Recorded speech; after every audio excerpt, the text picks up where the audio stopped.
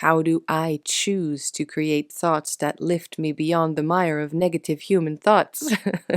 Because I think the tarot community can do more than just talk about someone else's artwork. Let's talk about the things that we create using those decks. I just love it when one piece of research leads to something else that I want to learn about. Since life is currently moving so fast, it makes sense there are more times of emptiness and low points because they are the counterpart of the fullness and highs of life. Life moves quicker, so there's more of everything. Hello, my name is Anna, and I'm a professional tarot reader from Amsterdam. I hope you're having a great day and that you'll find this video interesting and inspiring. If you do and you're unfamiliar, please feel free to check out my entire YouTube channel. I've started the hashtag Show Me How You Practice a little while ago, even though the majority of the content on my channel and on my Patreon are exactly that. I'm still making more using this hashtag because it's fun, it's a connection to other people who make the same types of videos.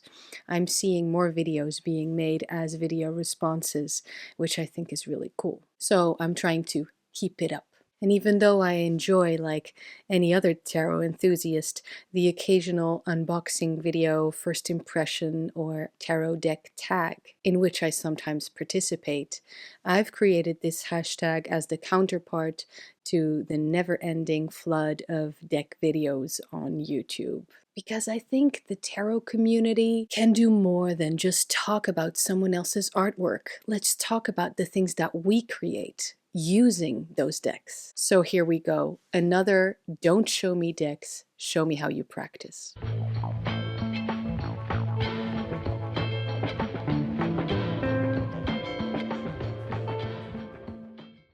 I've been getting the 9 of Swords a lot, even finding a lot of 9s and 10 of Spades, the equivalent to swords, in the form of playing cards on the street. That's just a weird thing of mine. I guess I'm lucky with cards, and all of those playing cards that are flying around this city or even this country. I even found a few outside of Amsterdam. They just keep finding me, really. And I take those messages into consideration. It's really about trusting the process, even in times of uncertainty. I am on the right path because I experience luck, happiness, kindness, and warmth, which is all things we all need. And don't forget, the first person who can give this to you is you. About this, there's also absolutely no shame in wanting to change things about your life. There's such a thing as radical self-acceptance, which is extremely powerful.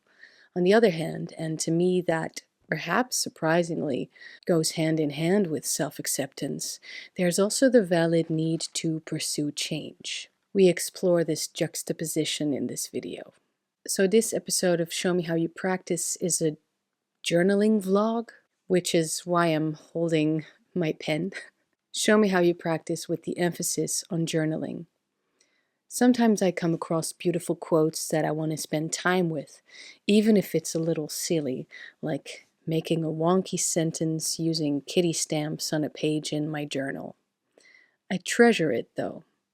I treasure the book itself, I treasure the silly little stamps, and I treasure the process of doing something kind of creative. I'm currently fully leaning into the any girl has a bunch of drawers in her home filled with crafting supplies era, and I'm not ashamed of it because it is so calming. The most calming things about this is practicing not giving a fuck, not allowing any shame. I may feel a bit silly, but I enjoy it, so fuck it. It helps me slow down, really sit with a thought and the feeling, properly process them. It's the self-help side of magical practice, and it's all about being kind to yourself, accepting where you are. This is extremely valuable to me because I'm so often focusing on change, which I love, but I shouldn't undermine the poetic beauty of life the way it is, not just life how it could be. With that slowing down comes the relaxing feeling, and that's a wonderful thing because What I'm practicing here in extent is taking the pressure off. I don't really care about the outcome of a page in my journal since it's whatever I choose to do that day. Most of the time, I just write down my tarot readings or what I did at the altar, or plans, lists. Nothing has to be perfect, and it's not about the outcome.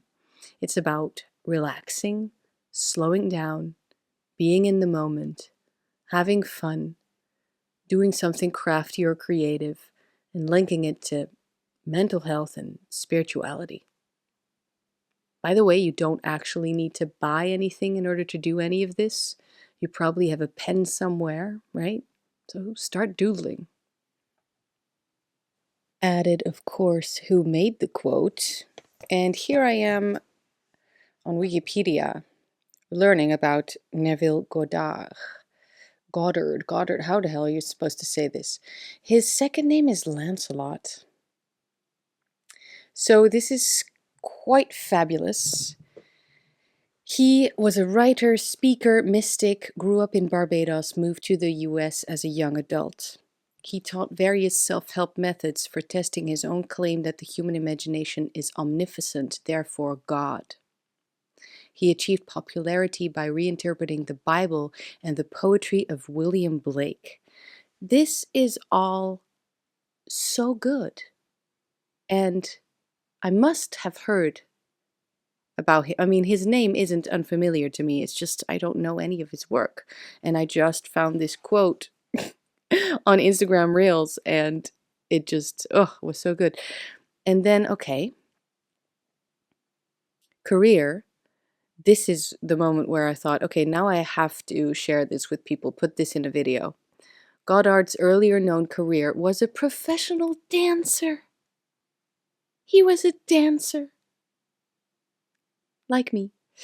While touring with his dance company in England, he developed an interest in metaphysics after he met Scotsman Arthur Begbie, who introduced him to the world of physical research, giving Neville his first taste of the spiritualistic seance. When he returned to New York, he became associated with the Rosicrucian body. Well, thank you, Neville Lancelot, for that inspiring and beautiful and touching quote.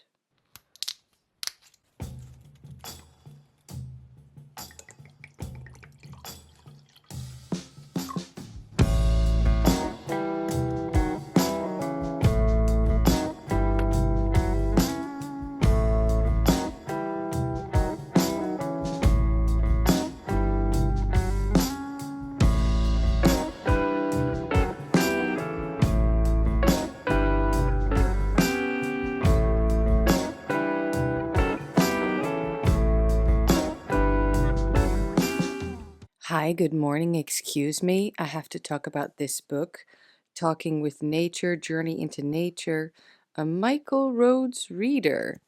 Actually, picked this up at the thrift store, I think right before summer vacation, and I am surprisingly loving it. Really, really, really enjoying this read. And I didn't expect I would. I just thought it was one of those non-serious books, you know what I mean? And this is actually written rather well, and I'm enjoying it a lot. So, in case you can't tell, it is the morning, and I am drinking coffee. So let me read this to you because this is a show me how you practice video, and it's a little bit more of a vlog style. I hope you don't mind. Basically, I already did this, right, in the very first installment of Show Me How You Practice with the Edenwachter book, which I finished by now, and I really, really enjoyed it. However, it's bibliomancy, right? The main difference, though, is that in the Edenwachter book, there were actual literal questions. And here, it's just a part of a chapter. And it doesn't even really ask the reader any questions, but wouldn't this be great to pull some cards on? Let me hear your thoughts. This is the god Pan talking to the main character. There is a catch, however. Awakening does not simply happen. You have to want it. You have to become aware that humanity is asleep. You have to become aware that the events of daily life are a dream, a collective dream that most of humanity shares and unwittingly believes. So, you must choose to be different. You must choose to let go of restrictive and limiting beliefs. You must choose to create thoughts that lift you beyond the mire of negative human thoughts. You must choose to become creative with your own being. You must choose to become awake. Becoming awake is to know who you are, to know your greater self. Humanity is struggling to awaken, or at least some of its members are. Some choose not to. Main character asks, why do they choose that? You would have to be mad to choose to stay asleep. Pan answers, they make the choice by not choosing. They dream not knowing they sleep. This is very much not the first time I'm reading something like this in a book, and it just gives me a really nice feeling of I'm actually reading this book. This is helping me, do something, um, be more hopeful in a spiritual path, etc. And trusting the process, you know what I mean? We're all in search of something. This whole chapter has that energy of know thyself. This type of language in books makes me just inspired and makes me want to keep pursuing what I want, and it makes me grateful and hopeful.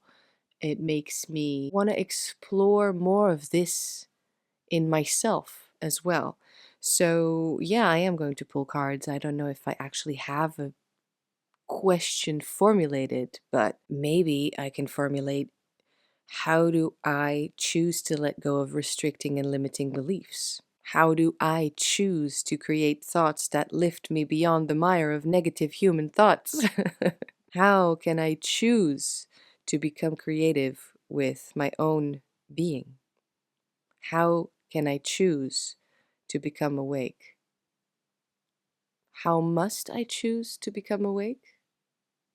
Maybe that's more in line with the language that's used here, because every time it's already the choose is something quite striking, isn't it? But you must choose to let go of restricting, limiting beliefs, etc. You must choose to become creative with your own being. You must choose to become awake. So we don't have a choice. We have to choose to not have that choice. What? I need to read some cards. Oh, hello. I just love it when one piece of research kind of flows into the next one. It leads to something else that I want to learn about, like the quote, and all of a sudden I figured, hey, you know what? Let's look up who the author is. Same with this book. I didn't even realize because I left it for a couple of months, weeks, really. Maybe a full month, okay? This is actually two books. So if you want to read this, Talking with Nature, very calming. I can recommend it. And then Journey into Nature, a little less calming, but maybe like better. It really tugs at the heartstrings, though be prepared. So, I got it, previous Anna, from 2 days ago. I have a couple of questions of how must I choose to blah, blah, blah. I hear you, but I raise you something a little bit more outside of the box. You must choose. Just because that way of phrasing it was so striking to me, as I said, I am going to pull one card for you, one card for must, and one card for choose. And I'm going to journal about that.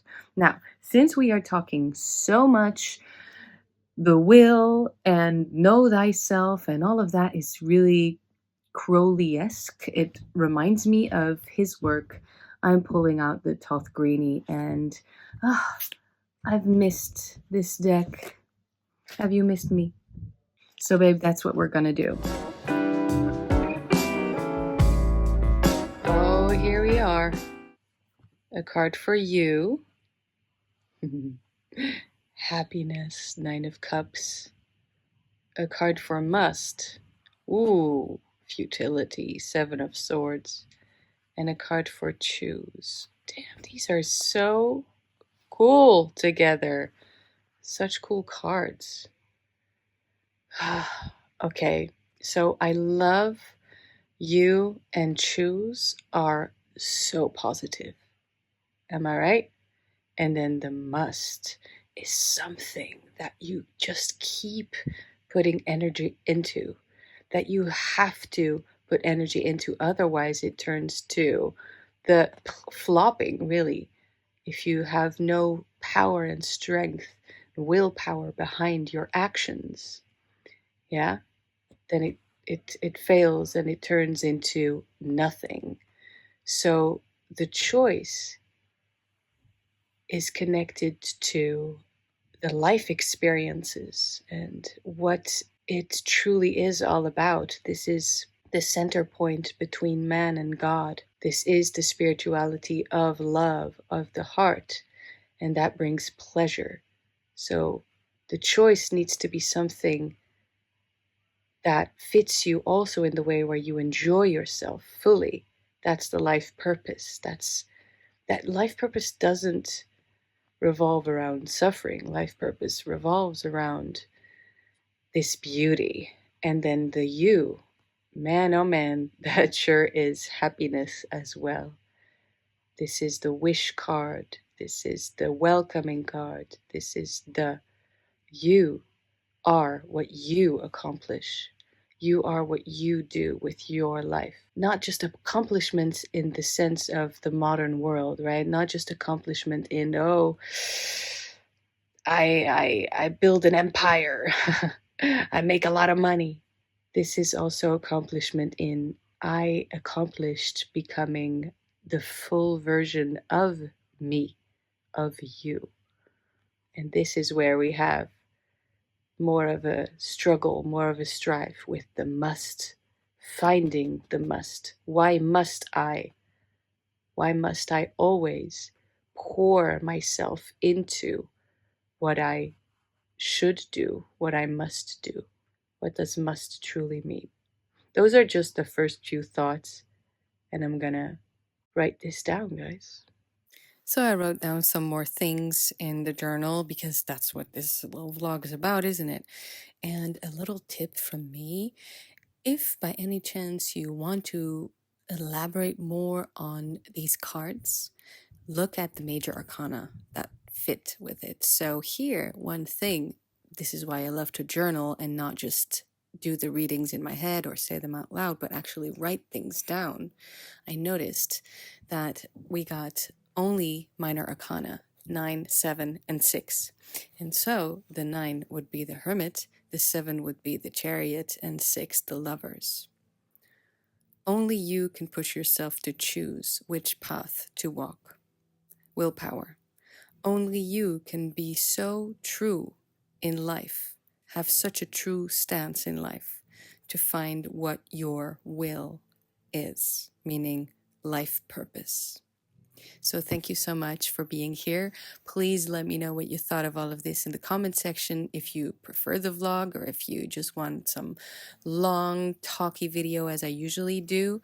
Let's end this with the word, let's do will, in capital letters in the comments so that I know that you've made it this far. If you want more of this type of content, definitely check out my Patreon, especially the after party tier, and I will see you in the next video. I can't wait to make more of this type of content and see your VRs and reactions, etc.